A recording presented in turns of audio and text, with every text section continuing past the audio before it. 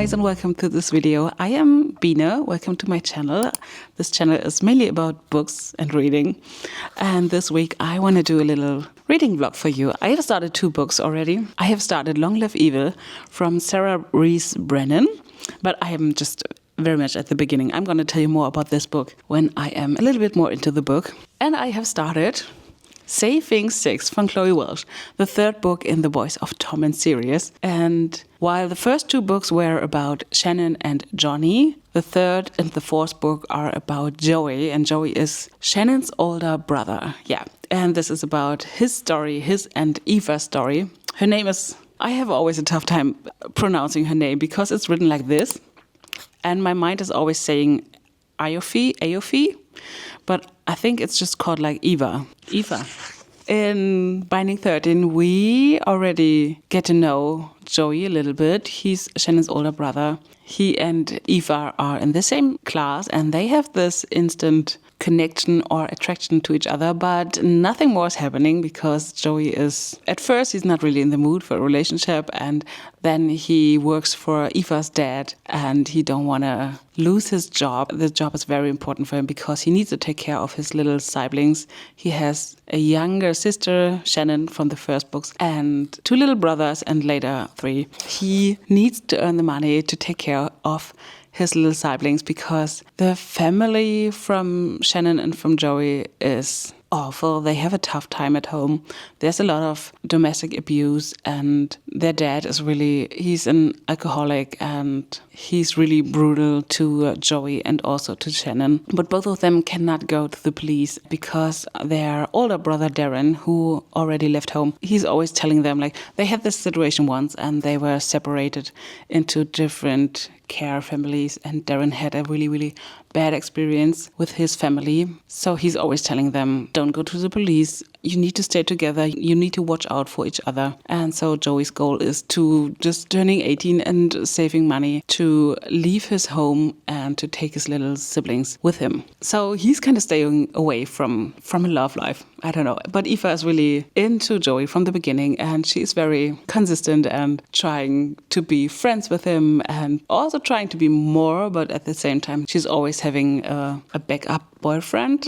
So we have a lot of scenes between Joey and Eva, and they are slowly turning into friends. And yeah, I cannot tell you much more because not much more is happening so far. It is very repetitive. Like, we have a lot of scenes between Joey and Eva over the years in school, on parties, whatever, but nothing really is happening. So it's getting a bit boring, and I hope that will turn around soon because from Binding 13, Keeping 13, we know already some facts about Joey, what will happen to him and what is happening in his life. And I'm curious if some of these facts will happen in this book, or if everything of that will be saved for the next book, which is Redeeming 6, I think. Yeah. And because Joey has this tough family life, there is only one thing that is kind of helping him through the tough times, and that are unfortunately drugs. So he is a little addicted to drugs.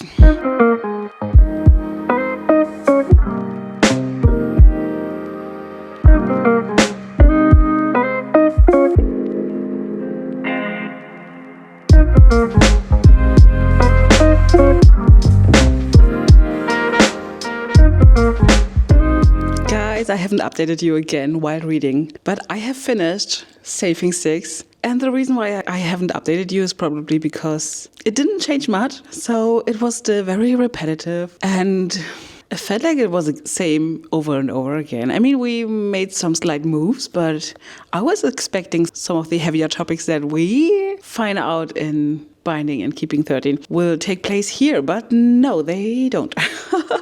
So I am a little bit disappointed because this was kind of slow. Yeah, it was kind of slow. It could have been much shorter. But anyway, so if you have read Binding 13, Keeping 13, you know about some plot points about Joey that are affecting him massively.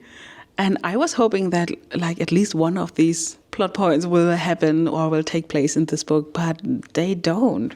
So I think they will all happen in the next book. So this book will be crazy. This will be an emotional roller coaster, I think. I haven't started this one yet. I think I need some time after this one. And I saw like this book, this already has like over 600 pages, but this one has over 900 pages. And if I can give you one huge advice, don't look for the page number, and maybe also don't look for fan art online, because you will easily get spoiled when you look for fan art. And also when you look for the pages, don't do it, because the chapters have some very huge headlines, and it is very likely that you will read them and then you will end up with a huge spoiler. So don't do it. Don't do it. I made that mistake a while ago. I did it. Yeah, I think I'm gonna give it 3 stars. I'm gonna move on with Long Live Evil now. You guys, I'm on my way. I'm gonna go to the bookstore. There will be an event tonight, and it's the fantasy evening. I don't really know how to translate that, but it's just starting at 6 p.m. and they will talk about some fantasy books that will be released very soon. So I'm very excited for that. I'm very excited what books they will show us, and I'm gonna meet a bit earlier there with 2 friends, and we are gonna talk about Onyx Storm. We all have read Onyx Storm in the last month, and we need to talk about it. We need to talk about it. So yeah, I do have like 45 minutes to walk to the city, and I'm just walking mainly through the park, which is very, very nice. And I want to listen to an audiobook, and I'm gonna go with Long Live Evil. Right now I'm pretty much in the middle of the book. Unfortunately, they only have the German audiobook available, and I'm not the biggest fan of the narrator. She is also speaking the audiobooks for Game of Thrones, Throne of Glass and Echotar. And I mean, she's doing her job great, but her voice is more mature, more older, and also a bit mean.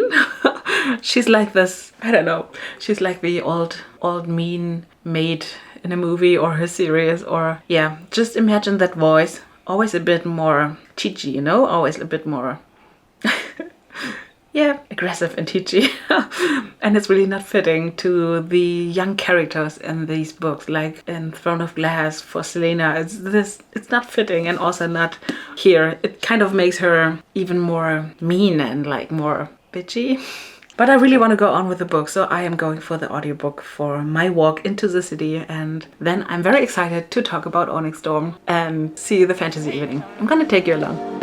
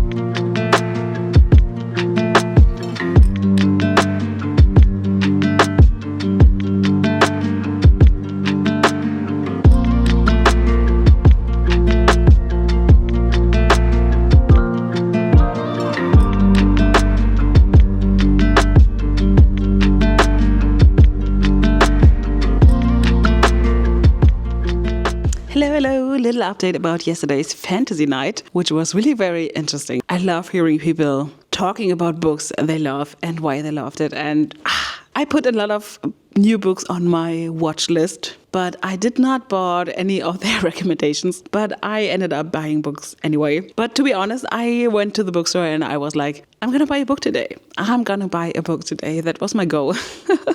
And I was planning on buying one book, but I ended up buying 2 books. Well, the one I was for sure buying was, or is, Deep End von Ailey Hazelwood, her newest book. And I am very excited for this one because the reviews so far are really, really good. And it's her first sports romance about I think he is a swimmer, she is how is it called?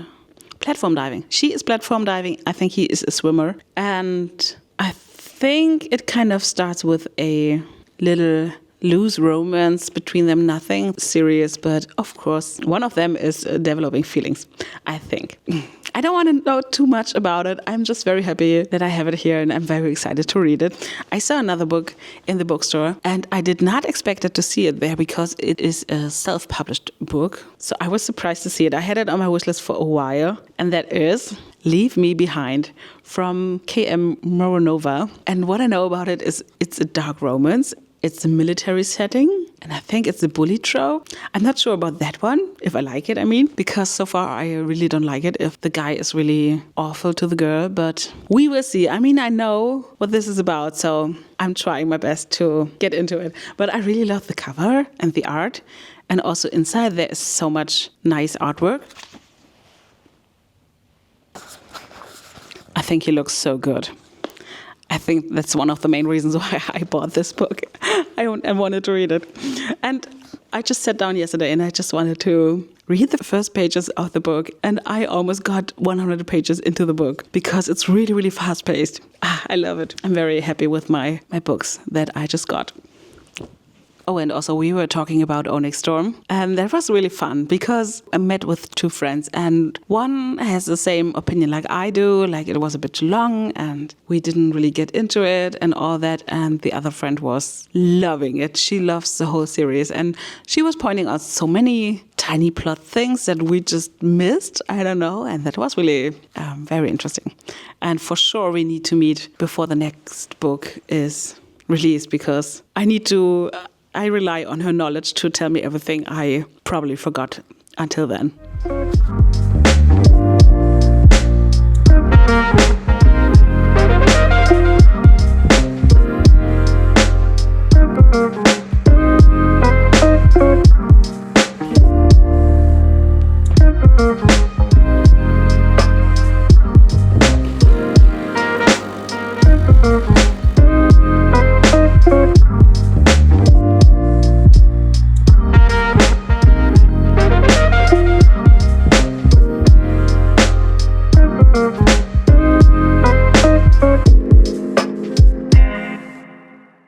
Guys, I haven't given you any updates about Long Live Evil so far, and I am almost done with the book. I plan to finish the book tonight, and I have to tell you, I have no fun with the book. I wanted to love this book so much because I love, first of all, the cover and everything. I love the shiny text up there and the floppiness, everything that already made me fall in love with the book. And the story sounded so good. It's about Ray, and Ray is sick in her real life, and she has a younger sister, Alice, who is visiting her in the hospital, and they are reading this fantasy book together, and Alice is reading it to Ray, and sometimes Ray is not really listening, so she's not really into the whole story, but she really has an eye on the Emperor. He's her book crush. She loves him. And then suddenly one night there's this mysterious woman who sits by her bed, and she's telling her, hey, you can go into this fantasy world now. I'm sending you there. You will be one of the characters.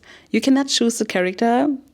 You will just end up in one of them. And there is this plant of life and death, I think it's called.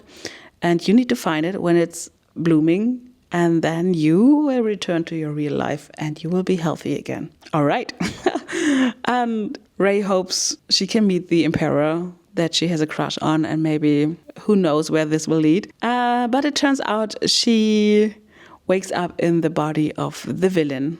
She's evil. She's the evil girl in the story. And so she's like, okay, no chance with the Emperor, but I'm going to find some other evil people here who can help me out. I'm making some fake promises to them so they will stick to me, and I'm going to find that flower. And I thought this story sounds so good. But then as I'm reading it, I really have a hard time with the English in here, but I think it's not really just the language, it's more the story that is really not very consistent and very weird. I don't know. I cannot really follow the story because it's difficult to follow. It's really, I don't know. We also sometimes switch the perspective and we follow other characters along, and I miss, there is not a real whole picture. I don't know. And up to like 60%, I had no idea who's going to be the love interest. Like, I had a feeling one love interest, you think like it's going to make it, and okay. But it wasn't really that sure. Yeah, maybe I'm also just missing a cute little romance plot in here. I don't know. There are so many different people, and I don't know if they're important for the story. One thing I really like is that, I mean, she knows how fantasy books are written, so she always has another view on the story to the characters. That is sometimes fun if she brings in like these informations she has. But I don't know. I don't have much fun with the book, but I'm going to finish it tonight. Oh, also, I have a feeling that there's this missing romance story, and I think there is, in general, a lack of emotions. I think the book is bringing up very little emotions in me. I'm going to let you know my final review on the book.